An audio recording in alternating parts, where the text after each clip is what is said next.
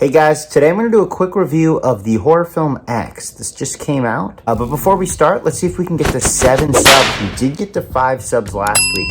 So what I'll do is, for every new subscriber, if you leave a comment saying, I subscribe, I'll say your name in the next video.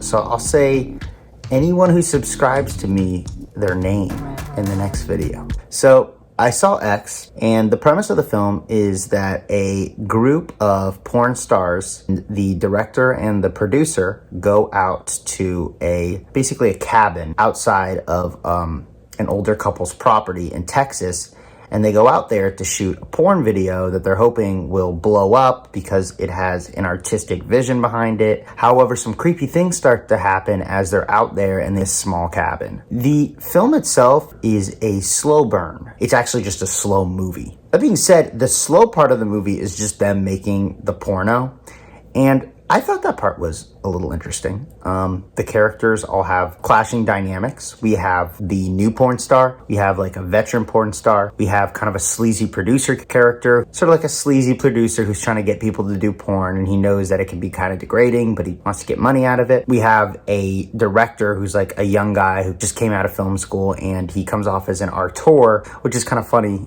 He's making porn, so it clashes with the rest of the environment, but he believes he can make his porn more entertaining or more artistic than porn typically is. This is actually one of the things the film has going for it, is a lot of the characters' motivations are sort of flipped on their head as the film progresses. So we soon learn that the porn actors aren't actually, I think a lot of characters in movies like this, especially like very promiscuous characters, are usually depicted as being kind of airheads, very arrogant. So they're staying on this older couple's property while they're making this porn.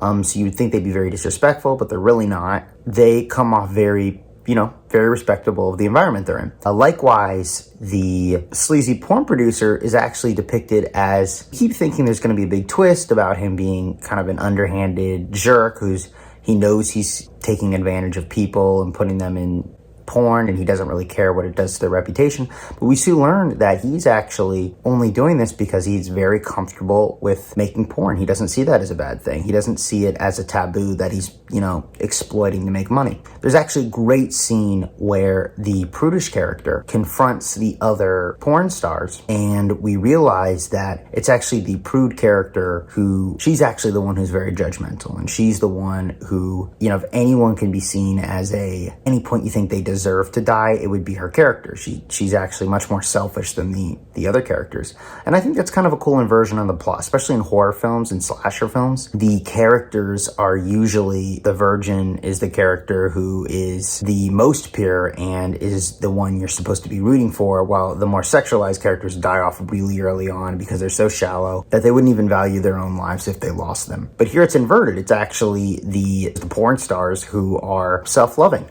than the prude girl. This drives into the larger plot of the movie. So now I'm kind of going to get into the horror element of the movie. The film, there's actually a little bit of a foreboding cautionary tale, and I think this is going to be a franchise, so it's probably going to build on this idea that holding your body image above all else when you're young could actually have like deep psychological ramifications in the future. So that's cool, but the way it's handled and the horror of the movie is just so uninteresting that by the time it dawns on you what the movie or what the threat of the movie actually is, it hits you how stupid this movie is actually going to be. Now, I think some people might like it because it is so basic and it's kind of a throwback to 70s films. There's going to be a few spoilers, and I'm not going to spoil the whole movie, but I will tell you what the bad guy is in this movie. It turns out later on in the film that the older couple that was allowing the porn stars to stay in their back, the wife ends up being jealous of the female porn stars, so she basically goes on a killing spree. The issue is the characters are 90, so 90-year-olds really can't run. They definitely can't fight.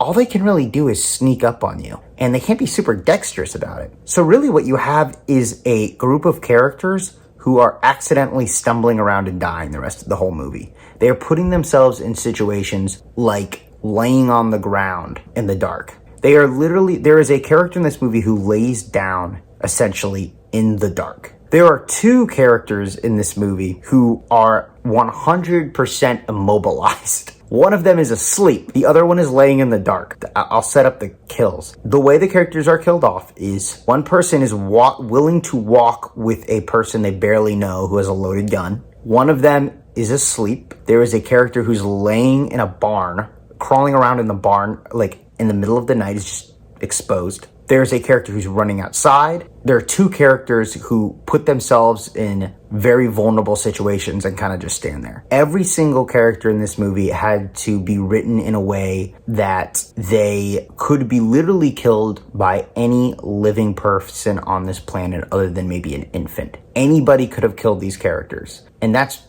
really the only way you can make a 90-year-old two 90-year-olds threatening. And it just took me out of the movie. It felt so incredibly forced at that point that I just kind of zoned out. Some of the kills were a little cool, but it wasn't that interesting. Another thing is a lot of people are saying this movie's gross. I think you're supposed to find the old people gross. Well, I'm sure you're supposed to find the old people gross.